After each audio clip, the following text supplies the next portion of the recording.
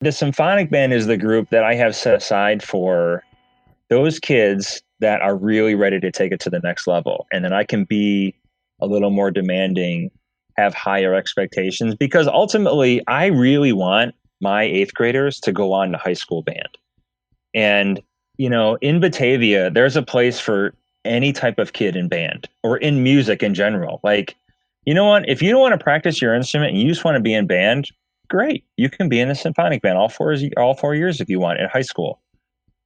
And there it really is a place for those kids. And that to me is most important I think we have a really inclusive band program.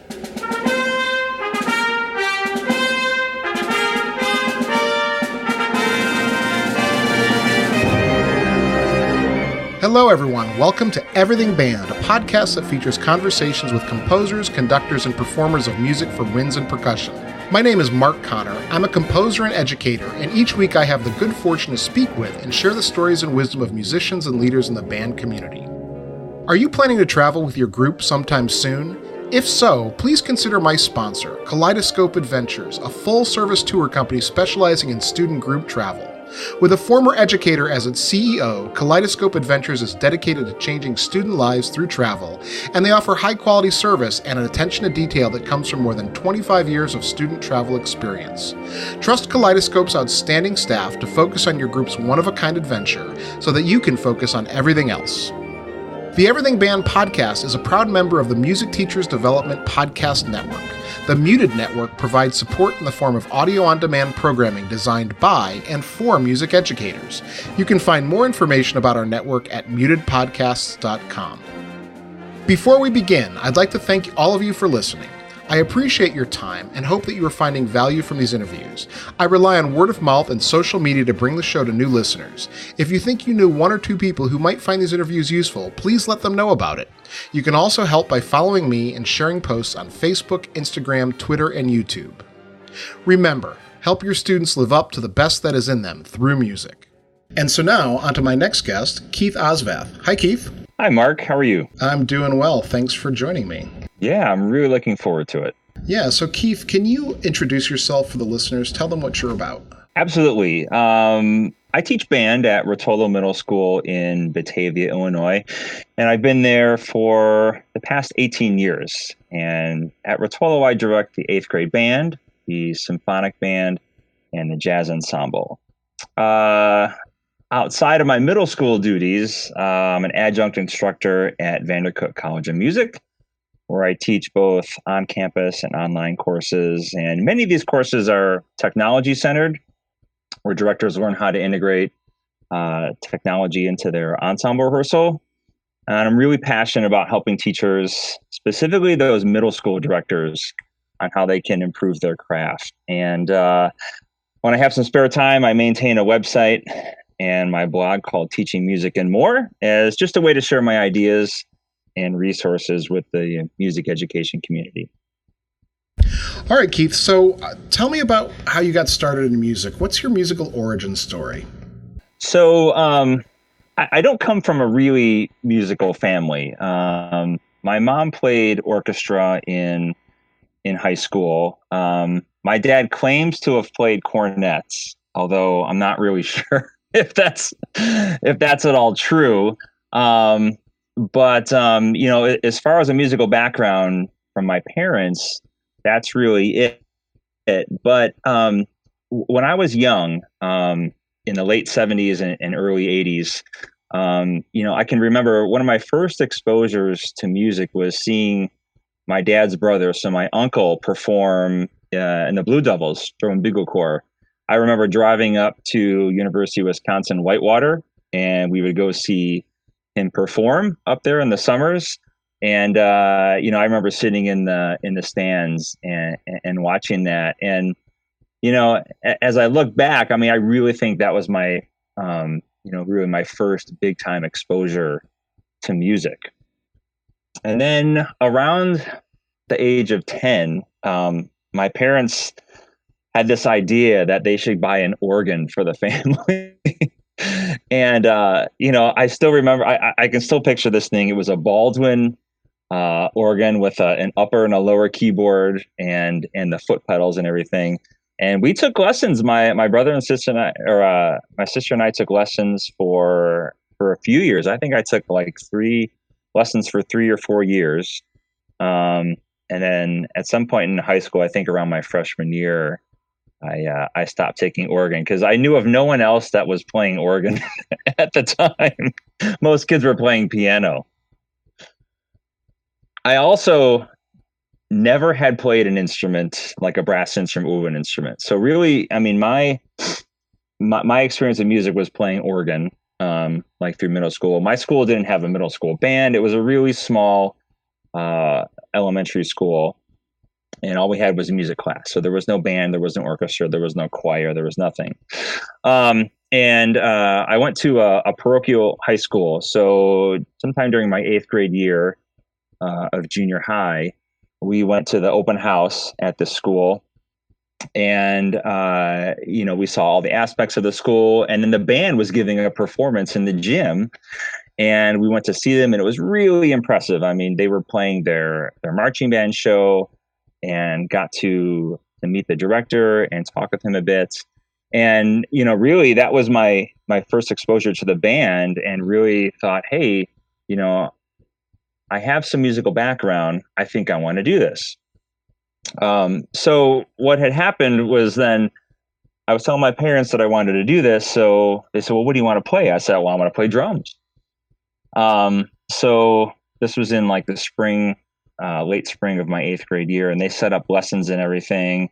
And I was all set to go. I was going to do percussion lessons. And then we went to go meet with the band director the beginning of the summer before my freshman year. And, I said, all right, I'm going to take drum lessons. We already have them lined up. He goes, you're not playing percussion. I was like, what? He said, we got too many drummers. You're going to play trombone, clarinet, or French horn.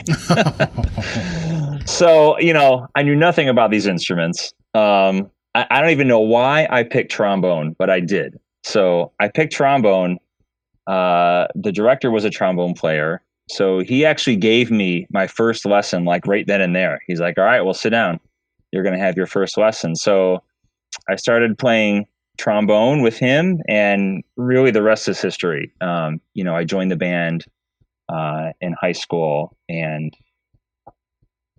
I just basically kind of fell in love with music. Wow, that's remarkable that, you're anywhere from 3 to 5 years behind everyone else. Yes. Starting at that point. Yeah. And, I did have, as much as I want to make fun of those organ lessons, I mean, really, that gave me the foundation of reading both, treble and bass clef, the rhythm skills.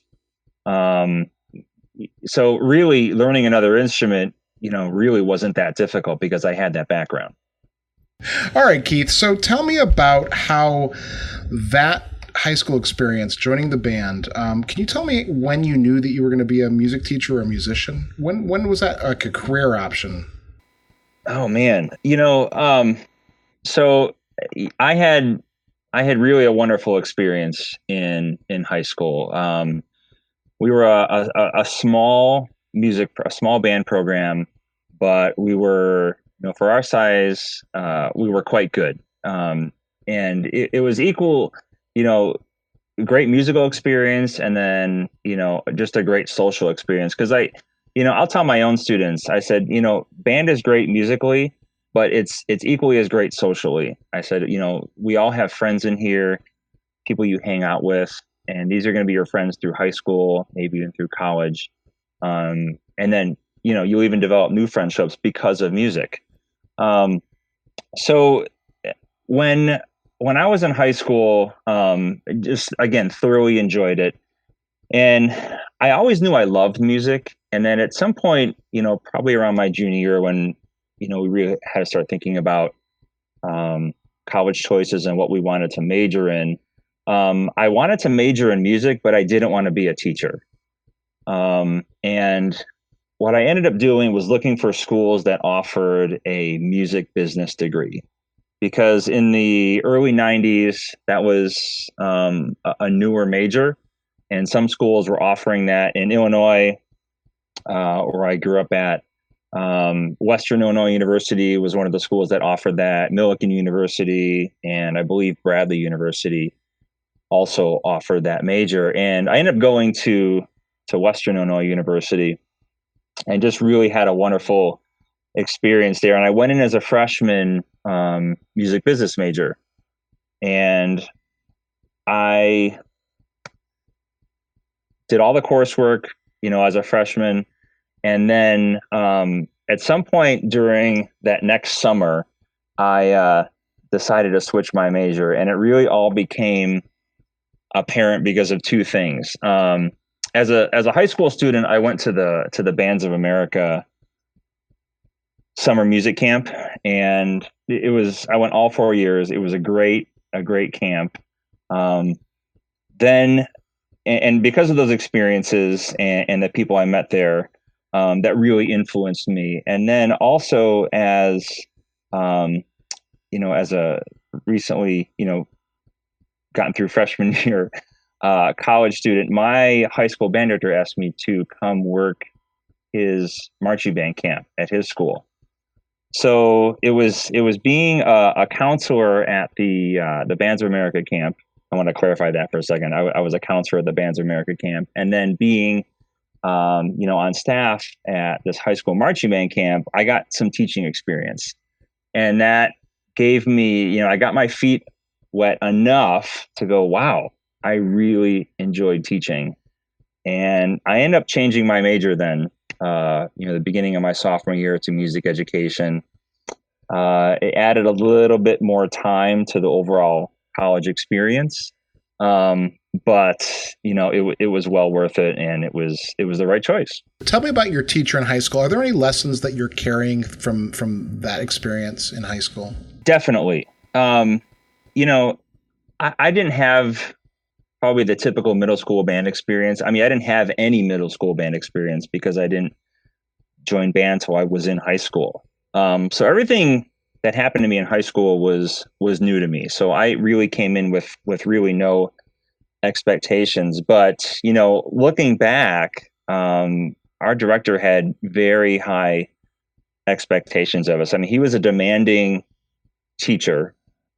And really, it came back to, because we were a small school, and actually we were combined with another band program because we were such a small school. So we were combined with another school that was about a half hour away. Together we made, a really nice size full band for marching and for concert. And we only rehearsed once a week as a full band. So the other times we rehearsed daily at our school, but it was, not full sections. It was more like, large sectionals that were happening. So, looking back, because we rehearsed once a week, I can totally see why the demand was there. The high expectations were there. My first high school director, Vic Schmecka, he was there through my junior year, and he had been teaching at the school for quite some time. And it was well established. It had a good reputation, for a band program of its size, and really just had a great experience. And then my senior year, end of my junior year, he left to go to another school, and Brian Wiss became the band director of my senior year. And Brian Wiss was also the founder of the band directors group on Facebook, and he's just someone I continue to learn from. He came into a situation of an already established, successful band program, following a very well-liked director, and he was able to just take the reins and build on the program's success rather flawlessly. And he was, both those teachers, he and Vic Schmecka were really quite influential in my music. Yeah, this is really interesting to me. So you mentioned something about high expectations. And let me ask you, a lot of my guests, and I also have the same expectations of my students. I mean, the idea that we want them to achieve and those expectations that they'll rise to meet them. Is there a point where we can push that too much with students? I certainly think so. And I think it really comes with experience. You have to really know your students, and you really have to know how hard you can push them. Knowing their background, and knowing where they've come from, where they're at, and then pushing them to what they can be. It's really, I think, a fine line, but it all comes back to really getting to know your students, and that is the foundation of just good teaching. I mean, it's about classroom management, and if you can establish that personal relationship with your students, there's only going to be positives. I think they're going to come, and really, that's going to help tell you how much you can push them and when you've crossed the line. Yeah. I find that, every year when I have, come back, there's a certain amount of time before the buy-in happens with my students. And that's been my experience, whether I've been teaching fourth graders or I've been teaching graduate students. And once you have that buy-in, that trust from the students, you can do anything, basically. Yeah. And, I feel really lucky because at my school, I actually help teach the beginners. So we started beginners the summer before fifth grade. So they do a quite intensive 2-week small group lesson where they go 4 days a week, and they get an hour lesson in a small group. And really, that's their first introduction to band, and it's me getting to know those kids. And we're lucky enough at our school, we team teach, so I get to see them when they come to the middle school as sixth graders, and then I'll see them again as seventh graders, and then I'll see them when I'm teaching them in eighth grade band. So establishing that personal relationship and then cultivating it each year, I think is really unique, because a lot of the academic teachers, at middle schools, they only see their kids for one grade, right? They're assigned to sixth grade or seventh grade or eighth grade. But those elective teachers, and band is one of those electives, we're unique in that we can see those kids when they're in sixth grade and seventh grade and eighth grade. So it's definitely a positive when we can see those kids grow and progress over multiple grades. Yeah. So can you tell me about the program at Rotolo? So when do you start the kids? How many teachers are there? That's all that stuff. Sure. So in Batavia, Batavia schools are one school district. So we have one high school, one middle school, and then we have 6 elementary schools. But all the high school is large, the middle school is large, and we have a large band program. Our kids start in fifth grade. They start those 2 weeks before school starts in fifth grade.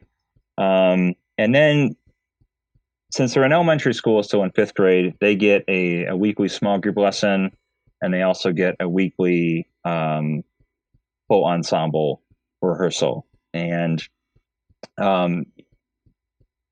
that's difficult because they only get a lesson once per week. But we just have an outstanding fifth grade director. I basically call her the Pied Piper of band, because that's truly what she is. She has an amazing personality. She's such a great teacher. And when those kids come to us in sixth grade, there's a lot of them, and they're super excited to take the next step. And we're really lucky at the middle school to have 3 band directors. We all team teach together. We have about 300 students in our band program.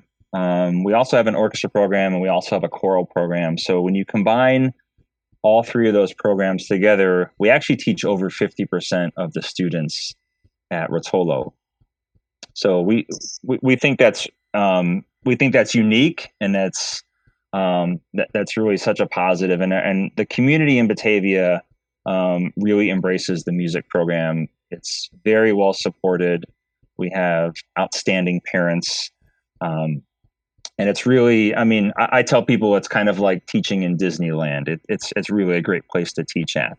And all of us team teach. And in fact, we team teach along with the orchestra and the chorus teachers too. So I get to assist with 8th grade orchestra and do sectionals and lessons for them. And then our other two band directors also help with the chorus and the orchestra program with lessons and with sectionals. So it's really, the five of us really truly are a team, and everybody gets small group lessons and sectionals with this team teaching model.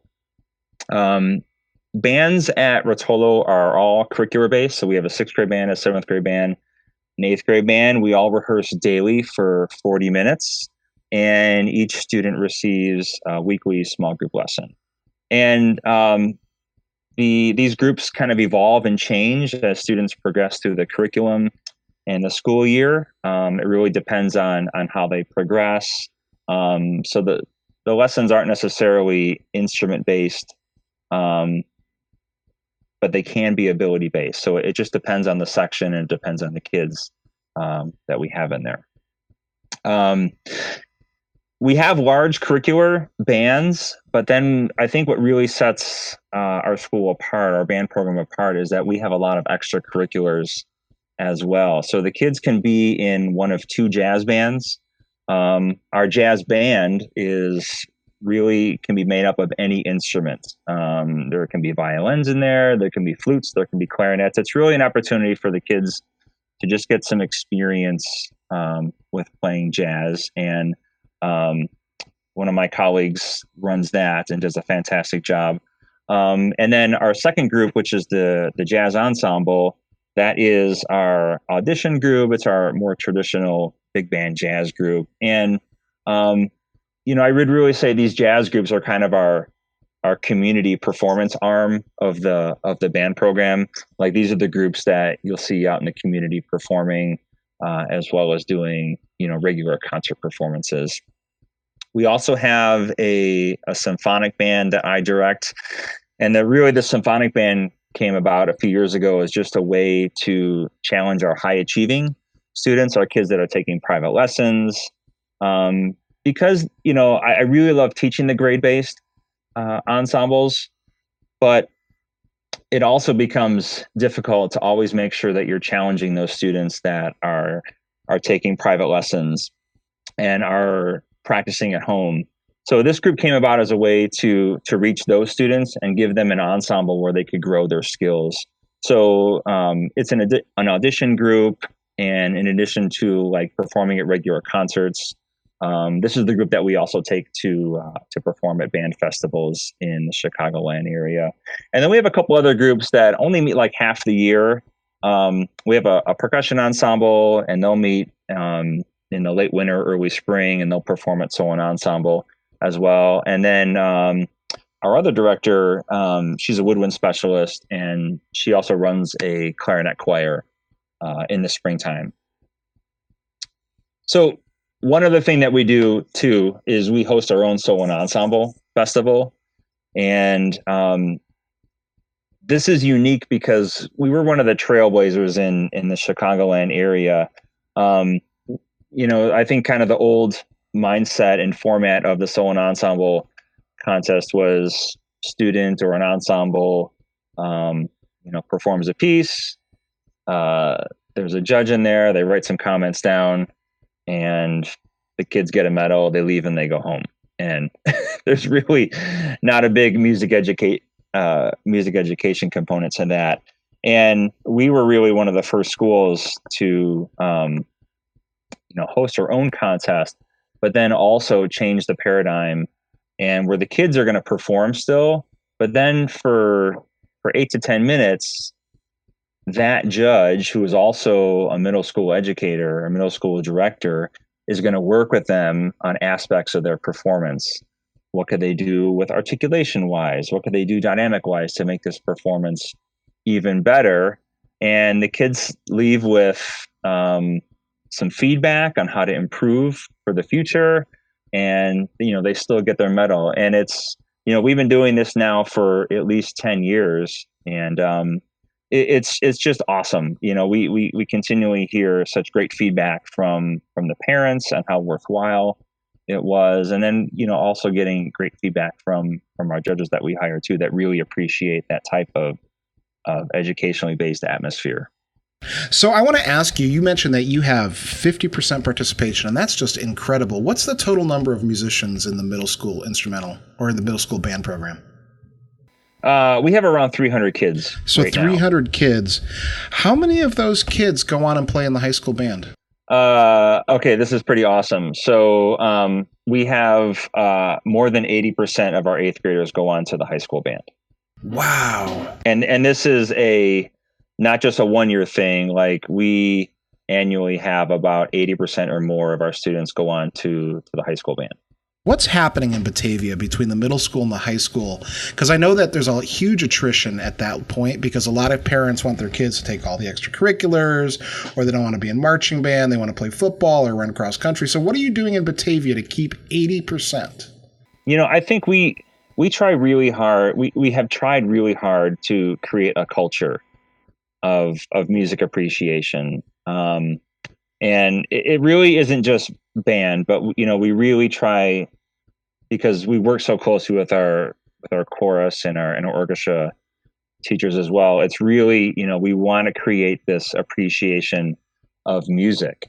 And we are constantly posting things on we have a Facebook page for our music department that we're always posting advocacy things. And we also use a communication tool, but we're always posting things about music advocacy and why it's so great for your kids to be in music. We have a great relationship with our two high school band directors. We have that sense of community where we're a one middle school, a one high school community. So I think that works to our advantage, but we do have that positive relationship with our high school directors, and we invite them to come out to the middle school and do a rehearsal or two. In fact, I just had one of the high school directors out this past week to work with our bassoonist, because he's a bassoon player, and it was just a great opportunity to use him as a resource and to work with our kids, and they get to know him better. So, we really try hard to create this sense of community, and also really sell the positive benefits of music education. One of the things that we always do in our concert programs is we always put at least one article about the benefits of music education or the benefits of being in band. We talk about it. In fact, we do a concert in March, and we call it Music in Our Schools Month concert. And it's really chock full of advocacy. We even have high school students come speak at this concert and tell the audience why they're in band, what they get out of being in band. So, and we've been doing this for a long time. So I think we're really benefiting from this at this point. But, we go back to, we've had a long history of really great teachers in Batavia as well. So, it's been established before I got there, but we certainly have cultivated it and kept it going. Yeah, I'm going to echo one of my previous guests on the show, talked about advocacy, and he talked about how to, what we should be doing. And you mentioned that you have a really close relationship with your choir and orchestra directors. And I just want to echo that sentiment that if you're in a school with multiple music teachers, you all need to be allies with each other, because if it ever gets to a point where people want to take away the music program, they're going to try to divide you. It's interesting you bring that up. That actually happened last year. We really, and we already had that relationship, and it tightened us up. We were on the same page. Our parents rallied and really were behind the music program. But really, it's interesting you say that, because that actually happened. And it really, in the end, it came out for the better, and good things came out of it. So Keith, tell me about what you do for Music for All. So my title is middle school coordinator. And what that means is, my friend and colleague, Greg Scapolato, and I, we're the middle school coordinators, and we run the middle school concert band camp at the Music for All Summer Symposium. And really, this started out as a high school camp that I went to. It used to be called Bands of America. This camp used to be held at the University of Wisconsin Whitewater, and then it got moved to Illinois State University, and now it found its home at Ball State University in Indiana. And it's primarily a high school camp because they have marching band, they have orchestra, they have concert bands, they have a leadership track, they have a percussion track, they have a jazz track, and the newest track is this middle school concert band. And both Greg and I were students at this camp, and then we were swags, which are basically counselors at this camp. And then we created this middle school camp, and this 2020 will be our 5th year of this concert band camp. And it's really just an outstanding experience for kids that are in going into 7th grade and going into 8th grade. They rehearse with just outstanding, nationally renowned band directors, middle school band directors. They get sectionals, they get master classes with Yamaha artists and also Ball State faculty members. If they're a percussionist, if you're a percussionist at this camp, you probably have the best experience because our percussion coordinators, Scott Brown and Mike Lynch, they basically take those kids for 3 days and they do their own curriculum with them. They are working on percussion ensemble, they're working on concert music. They're also going to see this artist over in the high school camp. They're going to go see the marching band camp. They're also going to go see whatever is the drum corps in residence at this camp. They're going to go see their session. And then they come and join the concert band rehearsals towards the end of the week. We also have a composer in residence at this camp. And that person comes in and does a middle school rehearsal with the kids. So the kids are playing one of their pieces. They're meeting that composer. That composer is working with them in rehearsal. And then just like any summer music camp, there's a performance at the end of the week. And we really take special consideration with these kids. I mean, we really designed this camp from scratch. It was really designed with the middle school student in mind. We just have outstanding swags, which are counselors with these kids. They stay in the same dorms with them. They eat with them. We travel together as a group from building to building. Your kid, the students really couldn't be in any better hands. And a lot of these swags are actually middle school band directors, not just college students. A lot of them are actually practicing middle school directors. So that really helps. And these are the people that are also running sectionals. So, I know I'm a little biased, but I really can't speak highly enough about this camp and what a great experience the kids have.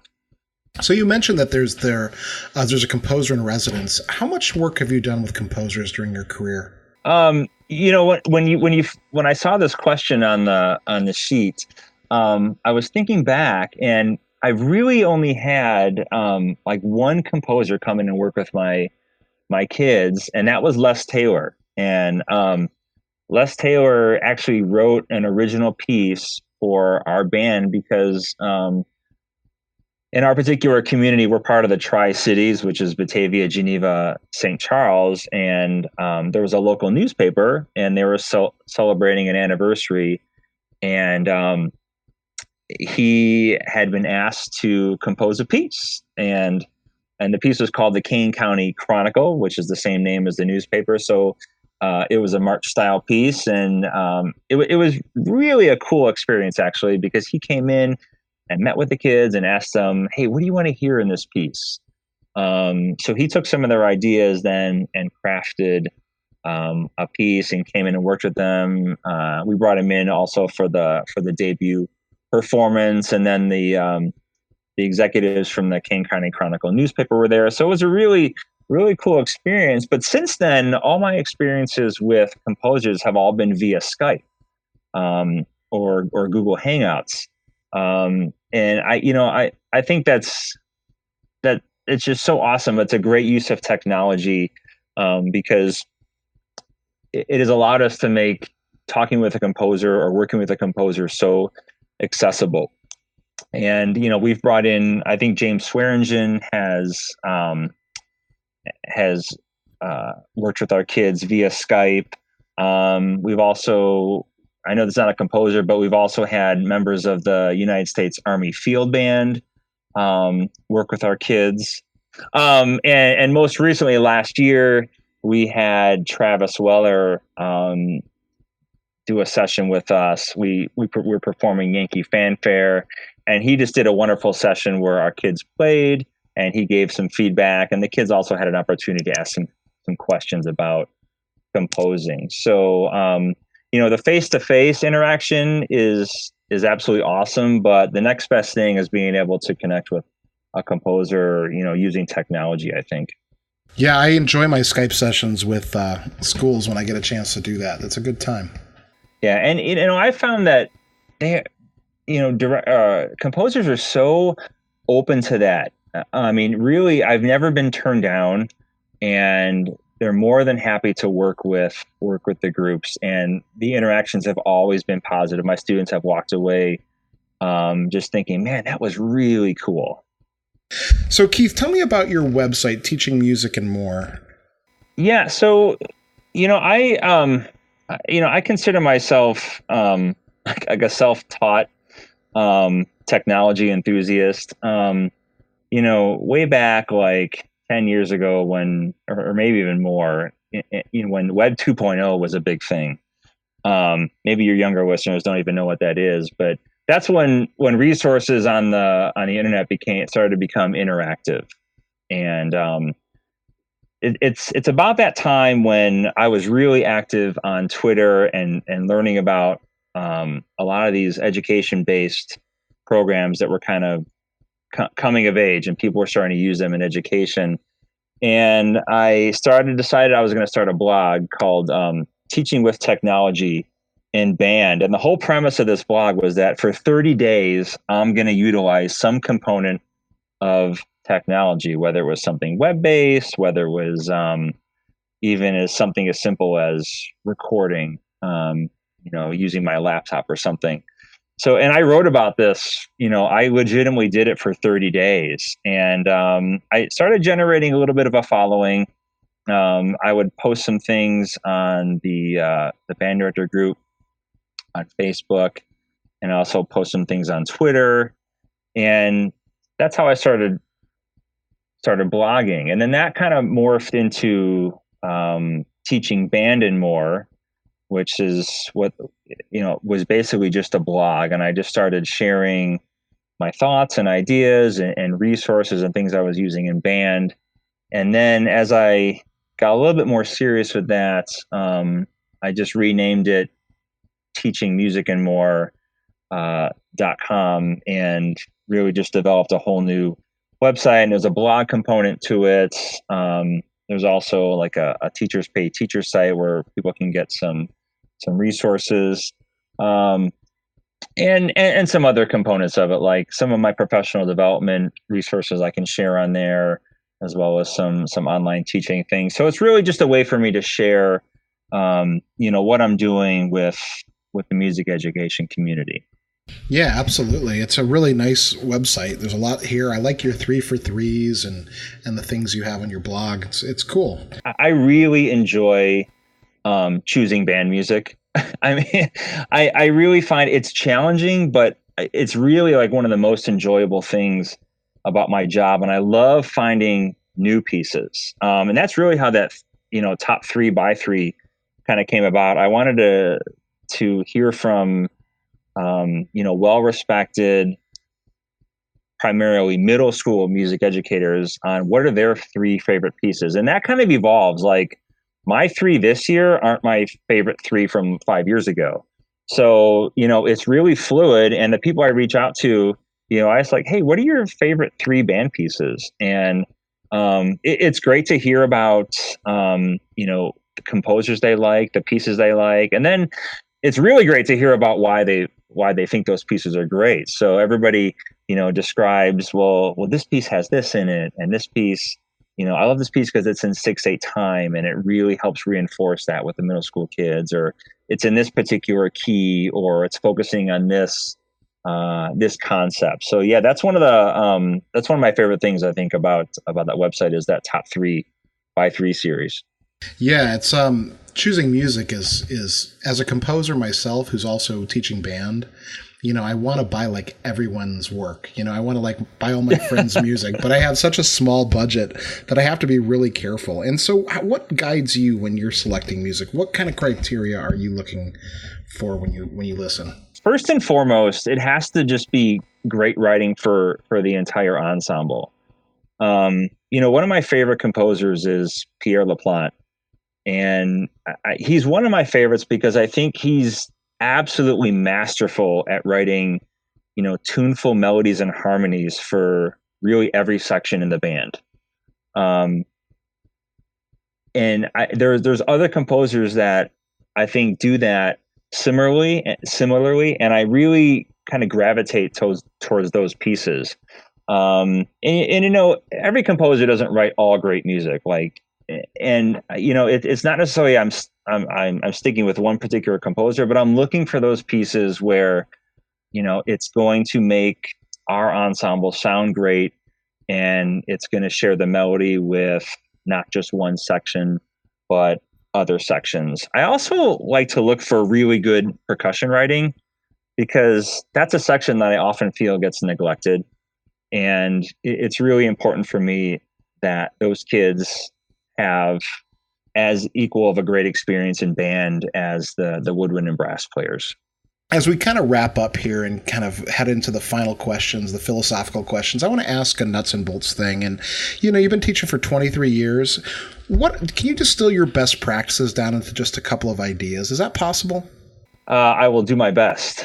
So I'll start with probably the most important is the focus always needs to be on the kids and the type of experience that you want your students to have.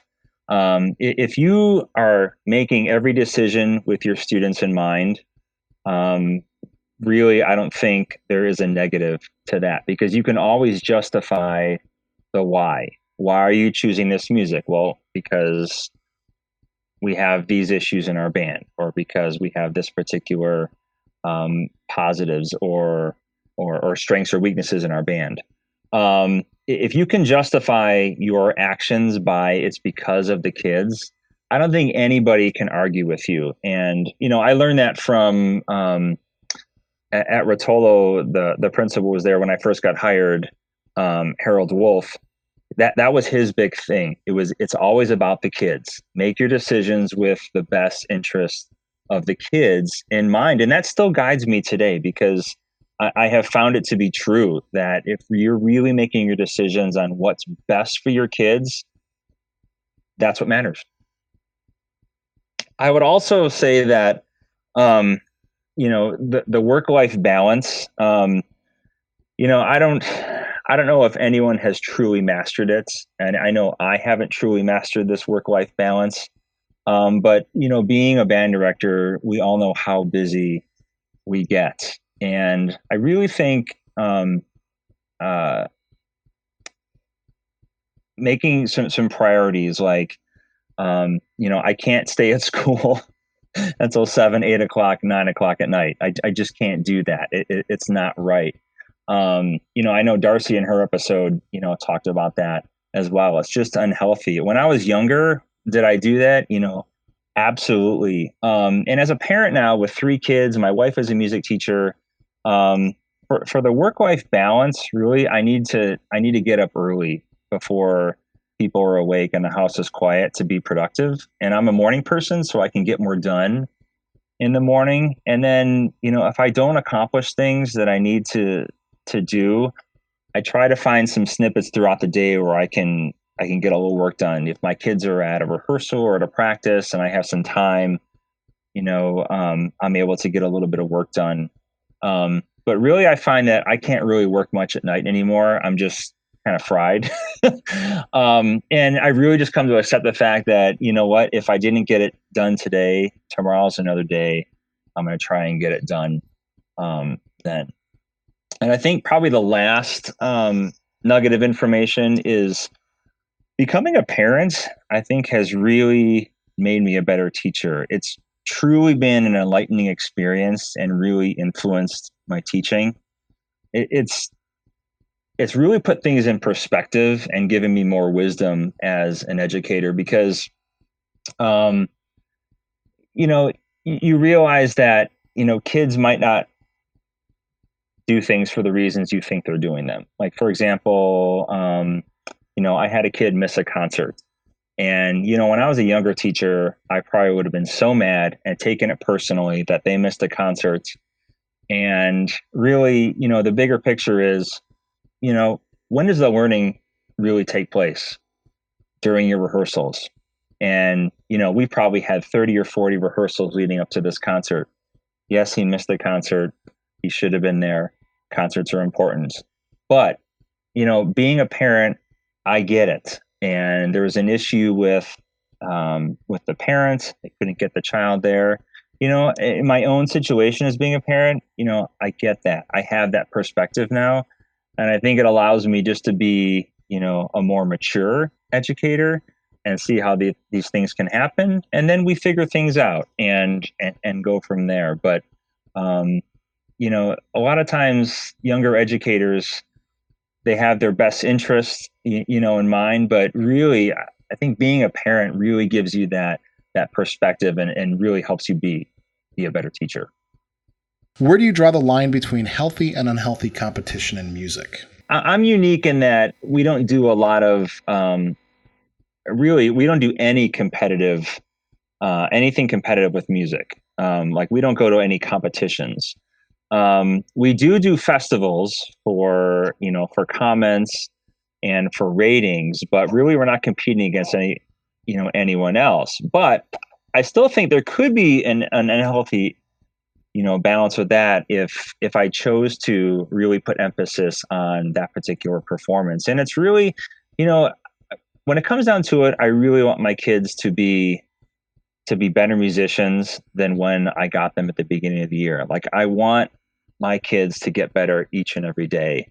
And that's really where we're putting our emphasis when we're teaching is we want you to be better.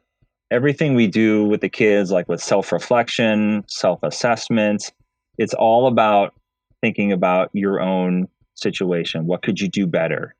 And I think if you're putting the emphasis on that, that really is very healthy. And if you're really focusing on the music and on this one performance, like we have to sound good for this, like that's where I think it begins to get into that area of unhealthiness because these kids are still young in middle school and, they're still trying to figure out, do I want to continue with band in high school? And, I think as educators, we should make their experience the most positive it can be because ultimately we want these kids to go on to band in high school and maybe even go on to band in college and not even have to be a music major, but continue playing their instrument on and through adulthood. And, if we're putting emphasis on that, then I think we're doing the right thing.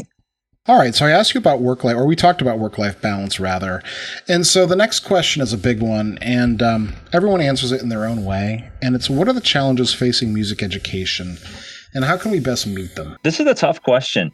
I think, now more than ever, we're competing with things that we didn't have to compete with in my generation. We didn't have the travel athletic teams, as many of them that we do as now.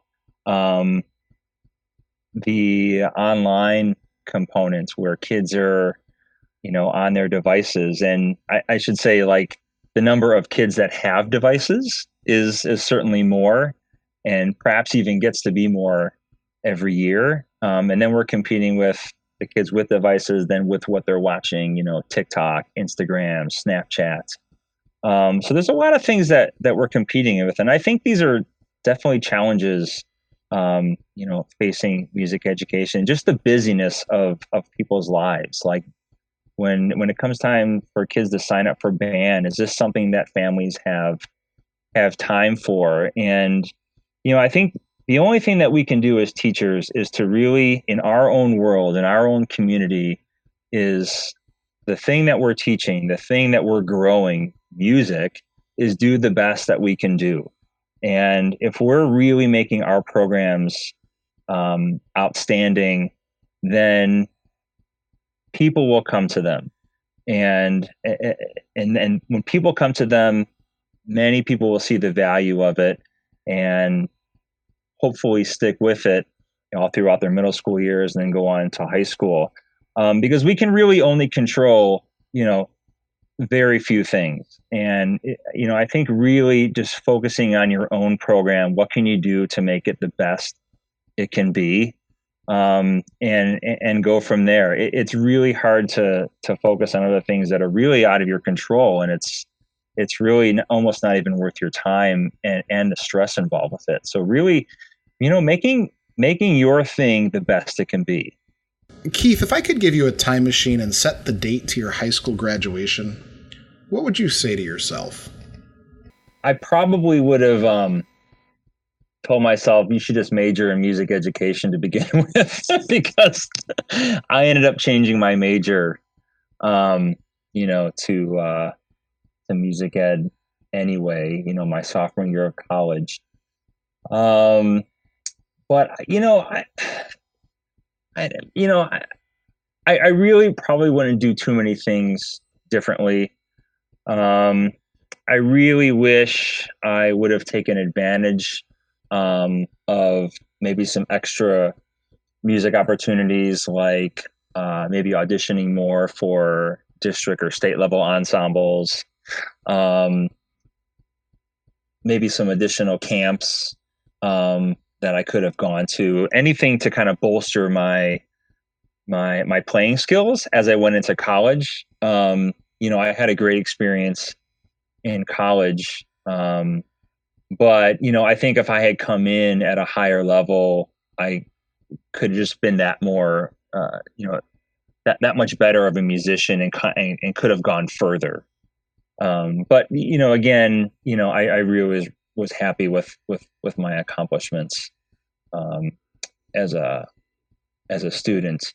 If I could do a side note, something that I was really glad that I did, and I don't think I realized it at the time. I just did it because, I'm like, this was a great experience. But looking back at it now as a teacher, being a swag at the Bands of America camps in college and then after college, and then also working at some high school marching band camps, just getting the opportunity to observe teachers teach, and then being able to get my feet wet and doing some teaching, like with sectionals, those opportunities were golden.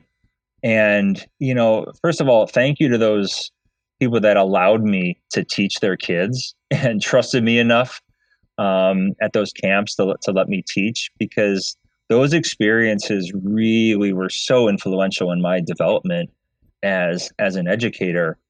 And, that's the thing I wish more student teachers did when they come to student teaching, is have some extensive experience teaching, because you don't want your student teaching experience to be first time you've actually stood in front of a group and taught.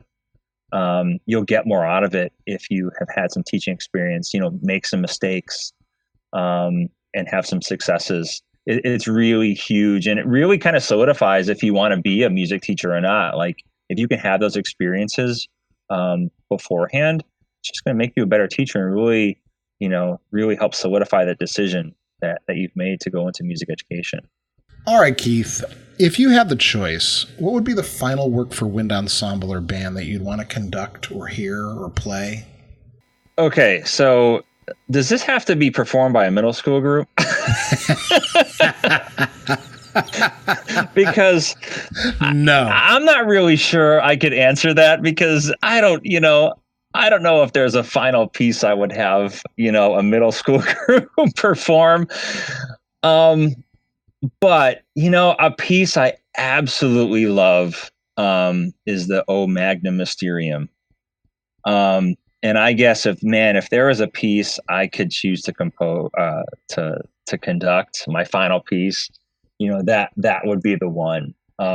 It's on one of my Spotify playlists, and in fact, it's the Northwestern University performance with Mallory Thompson conducting. It's absolutely beautiful. I guess that would be my choice.